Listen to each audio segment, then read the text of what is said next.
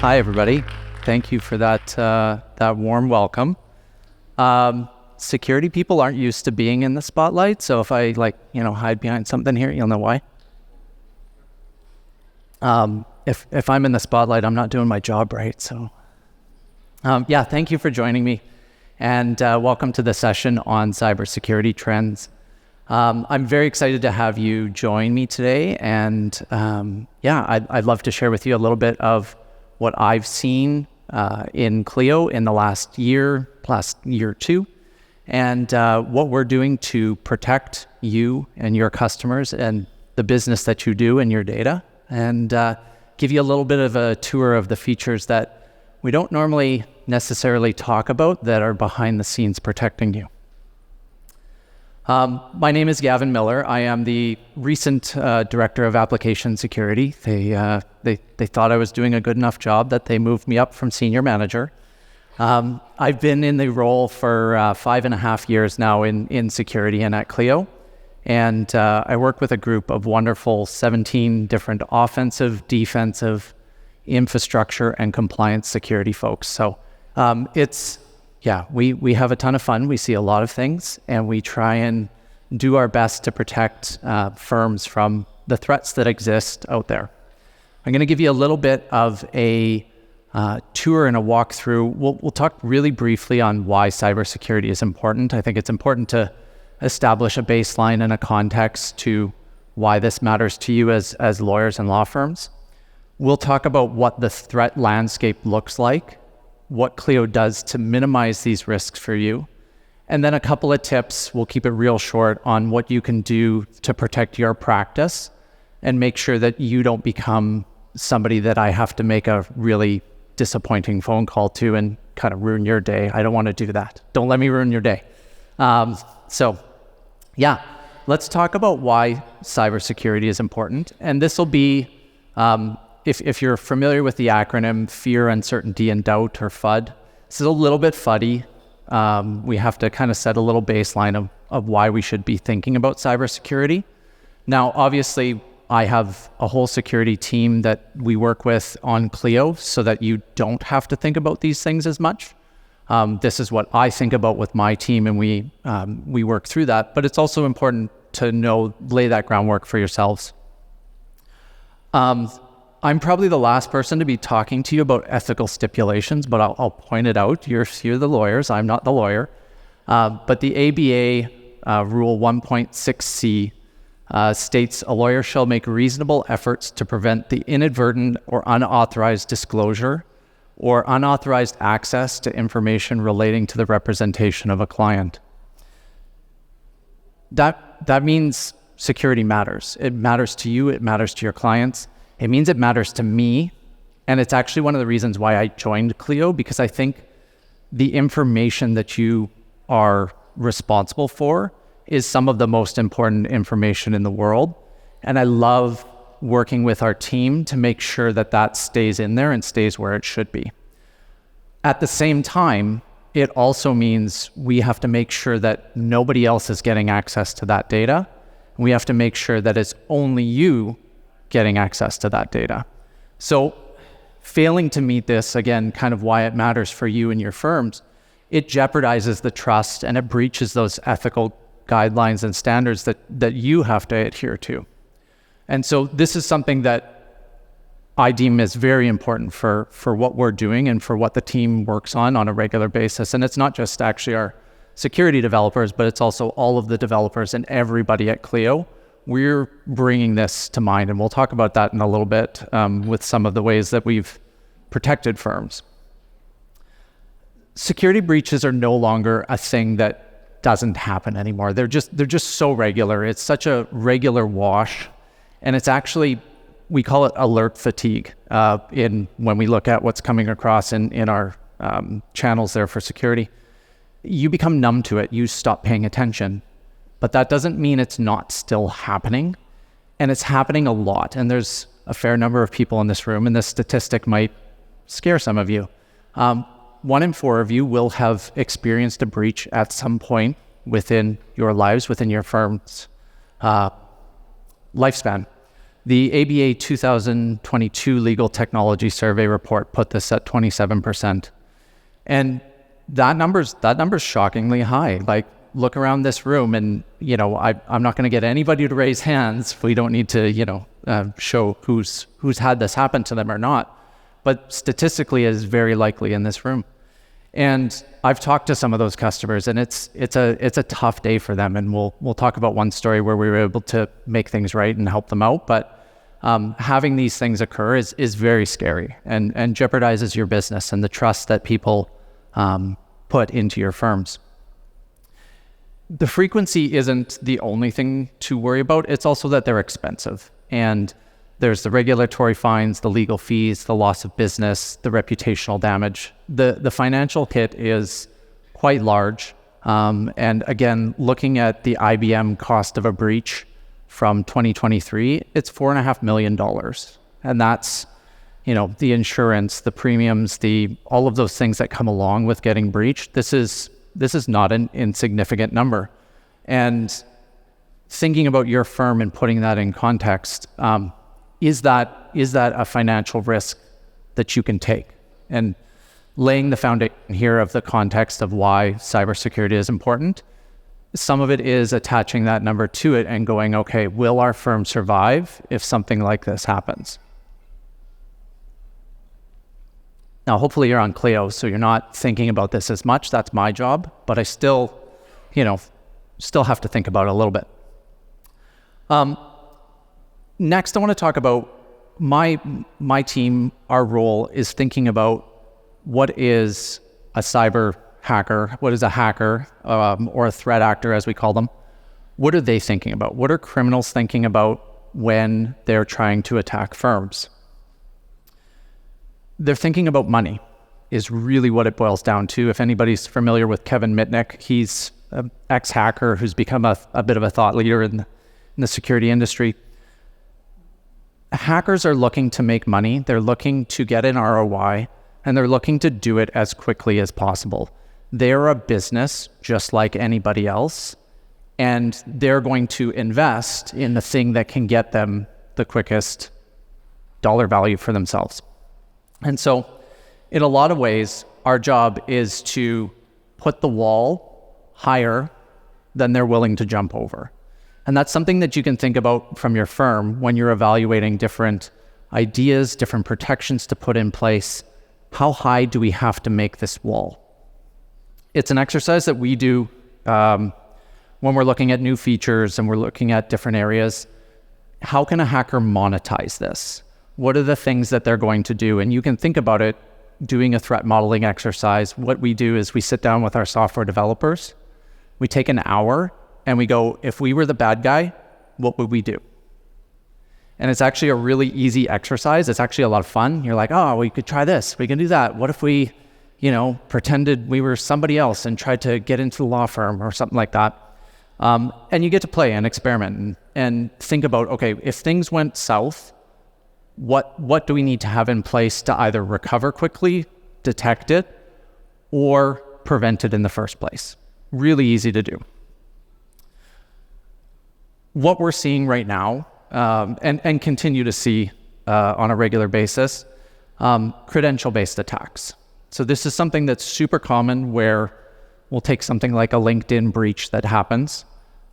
Someone will steal the credentials, download the credentials that have been stolen from LinkedIn. They'll grab them off the dark web or wherever they're picking them up. And what they'll do is they'll try and filter that list down to something that they can go and apply that has valid username and passwords on other sites. What we then see is attackers attempt to take those lists that they've filtered down and they'll try and run it against Clio. And what they do is they take hundreds or thousands of servers and they do what's known as a brute force attack. So they will,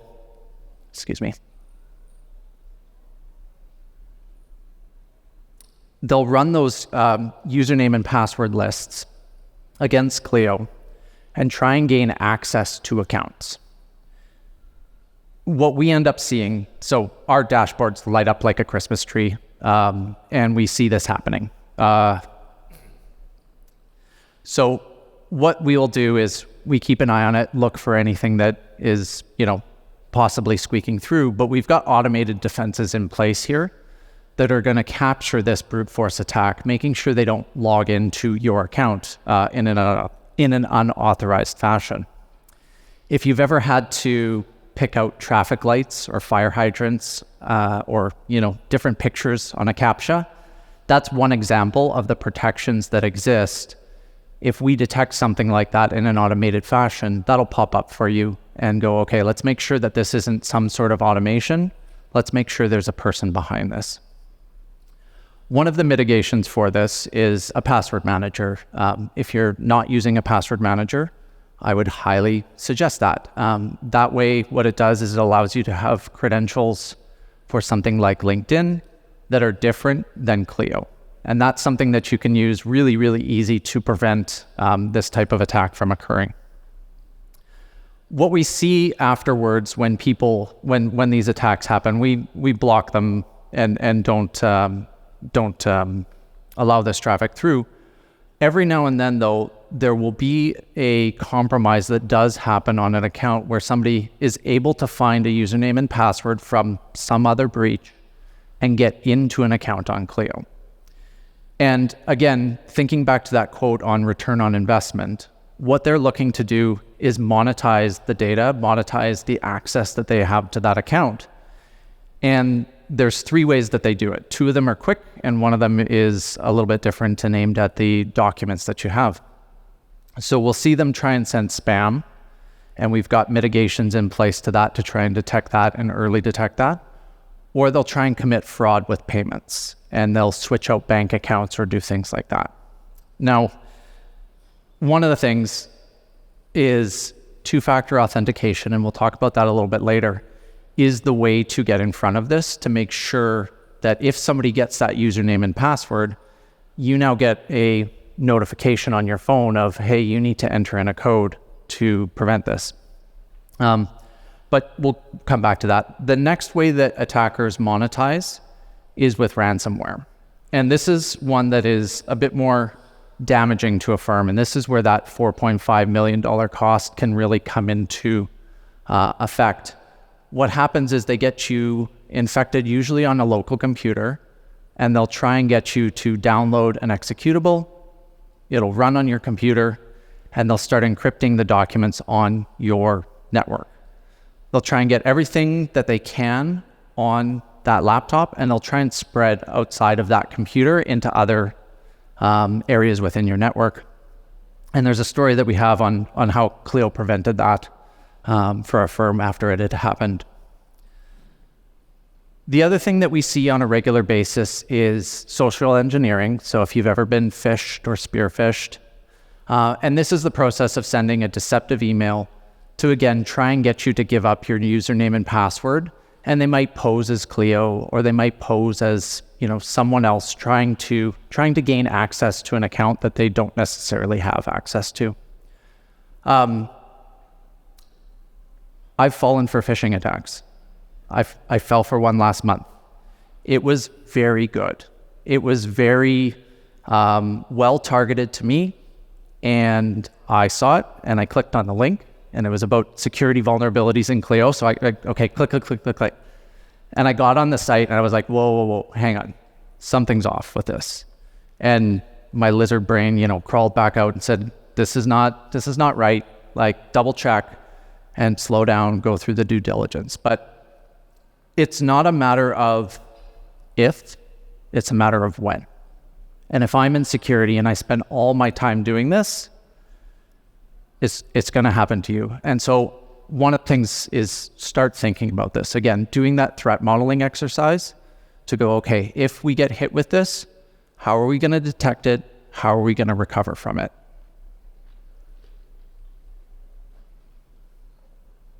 The really interesting trend that we've seen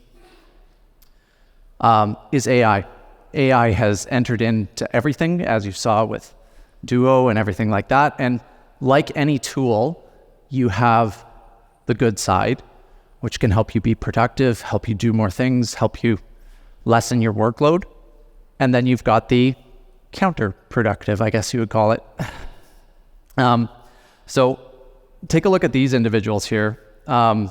This wonderful cast of characters used a mixture of Photoshop and AI to try and fake, or try to bypass some payments verification that we have in place. So, little plug for Clio. It's really easy to sign up for Clio payments. It's also easy for the bad guys to sign up for Clio payments. We found these individuals because we have again, checks and balances in place to make sure this stuff doesn't go off. They were trying to fake being a lawyer and impersonate with IDs and get past our user ID verification and try and get into payments to, again, monetize their efforts. Thankfully, we caught them. We take this information after the fact. These are not real people either. They're a mixture of AI and Photoshop. We take this information afterwards and feed it back into our system to make sure that we're catching these things, again, in an automated fashion, and trying to pull a human out of the loop in these circumstances. Our offensive security team went and did some digging after this, and they found this lovely site. It's no longer up. For $20, would you believe you can get a fake driver's license for any province or state and one of 57 different countries that can match your photo and whatever name you want to put on there. And they take all major credit cards, which I'm sure seems legit. So yeah, I love having our offensive team. They actually try and attack us. So they're working from the inside to try and get in, and they're using tools like this to go, okay, how do we learn from this? And how do we get better at protecting you all? Some of Clio's security features. So we'll talk about a little bit of what we're doing to help secure your data. And as you're going out and, talking to other vendors like Clio in other areas as you're adopting software, you should be asking them questions about their security posture. Asking them, what are you doing to protect my data? One of the common things to do this is called a SOC 2 Type 2 report. You can ask for that. Do you have your SOC 2 Type 2? And that's different things out there that exist to verify and make sure that somebody is following the practices and procedures that they say they are as part of their security posture.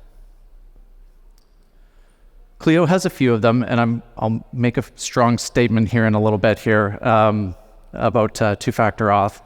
But these are some of the features that we have, and we'll go into a little bit of details here on what these are and how you can implement them within your firm to protect yourself from the threats that we've seen here and that I've described in the last slides.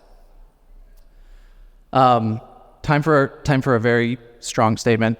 I'm Canadian, so I'm going to apologize that I'm going to say strong words ahead of time because that's what we do in Canada. And I don't know if this will hold up in court, but I'm going to make the statement anyway. I think by now we know that two-factor authentication can protect your firm. And I think you're getting close to violating your ethical guidelines if you're not turning on two-factor within your accounts, within email and within Clio. Super strong statement. And let me talk about why. Two-factor authentication is the process of adding another method of verifying your identity, whether that's through SMS, the Clio mobile app, or the Authenticator app that you can download. It is the single most impactful thing you can do. The stats on it, Google did some looking into the stats. It is 99% effective at preventing account takeovers, and that is the main threat that we see to Clio accounts. So again, to make that statement, if you take nothing away from this talk, go turn on two-factor auth. When I call people to say, hey, we're seeing some unauthorized access in your account, they never have two-factor auth on. I've never made a call where they have had it on. It's just not even a conversation we have. So session management is another feature that we've implemented recently.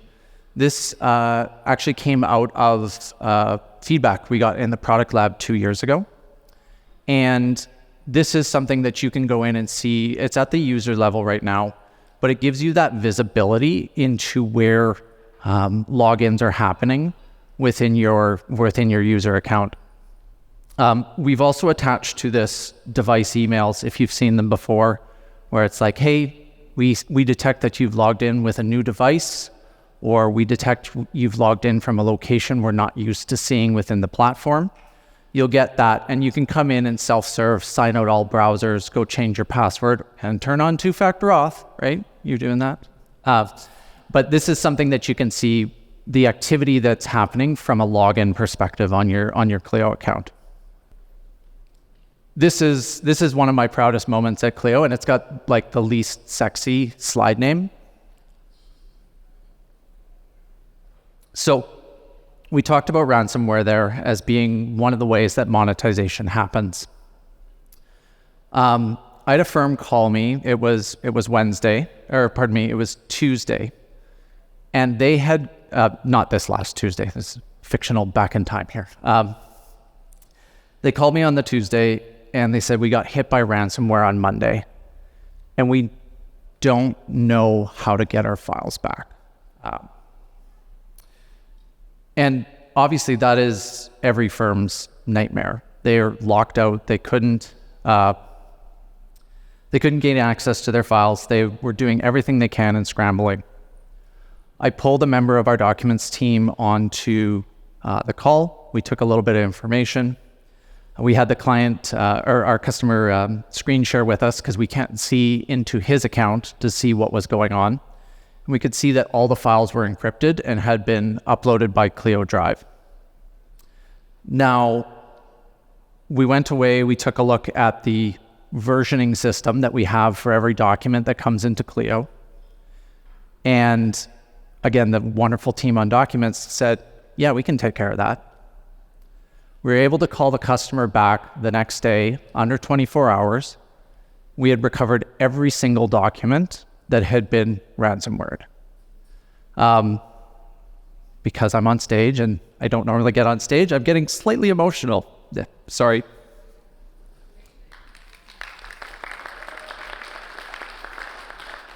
Adrenaline.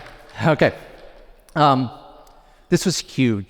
Like, this is why I get into security, not to stand up here and talk, but to like help people's firms. And yeah, you all do good work, and I want to help you with delivery of justice. And to be able to do this was just like the culmination of 15 years of work for people at Clio. So thank you for what you do.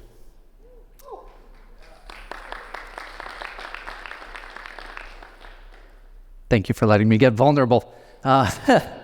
Feelings. Another feature that we've built in the platform, I said we've got ways of detecting things that are going wrong or that don't look right. We've built some custom tooling called the behavior engine to combat the different vectors that we've seen people try and attack our customers. What ends up happening is we've put detections on certain endpoints that are risky or that we see as, could lead to spam, could lead to fraud. And it fires an alert to be reviewed from the security team.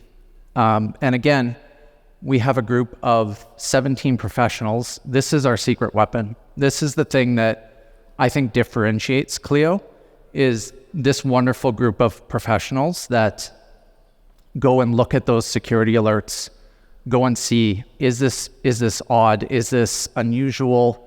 Should this account be doing this? And again, I think it's something that absolutely differentiates us from everybody else. There's my sales pitch. All commission can come to me. But yeah, let's talk about what's coming up in 2025 for our features. So we had one of our members go over to the machine learning team, and he came back to us with a proof of concept and said, with 85% efficacy using machine learning, I can detect account takeovers. So we're going to adapt some of his stuff that Duo has been built for Duo. We're going to pull that into the security side of things. We've built a audit log, which again is a part of Duo here. And we're going to start pulling in that technology to start logging things like username and password changes, password reset requests, the different things that you would want to see in the event that something has gone wrong on your account, which again, you're implementing two-factor auth, right? Yeah. Sorry, Canadian. We've also, we're going to take that session management feature that I talked about before, and we're going to raise that up to the firm level so that firm administrators can manage all of that information for everybody within the firm.